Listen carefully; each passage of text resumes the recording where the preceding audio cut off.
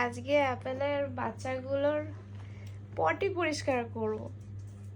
তো এর জন্য আমি হালকা গরম জল নিয়ে নিয়েছি, মানে কবুষ্ণ গরম জল যেটাকে বলে, আর একটু কটন নিয়ে নিয়েছি। কটনটা ভিজিয়ে তো এগুলো ক্লিয়ার করতে হবে, কারণ এগুলো ভীষণ হার্ড হয়ে যায়, মানে পরে পটি করতে অসুবিধা হয়। তো আজকে আমার পি পরিষ্কার করার ডে, তো দেখা যাক কি হয় এদের কান্নাকাটি।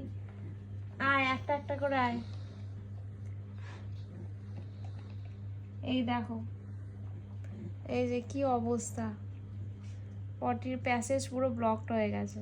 তো এটাকে পরিষ্কার করতে হয়, তো হালকা করে আমাকে ড্যাবিং করতে হবে, মানে বেশি লাগলে হবে না। আর ড্রাই কাপড় তোমরা ইউজ করবে না, কারণ ওতে ভীষণ লাগে, এদের ছোট বাচ্চা তো। এরপর আমি ড্রায়ার দিয়ে এগুলোকে একটু ড্রাই করে নেবো। পুরো জমে গেছে।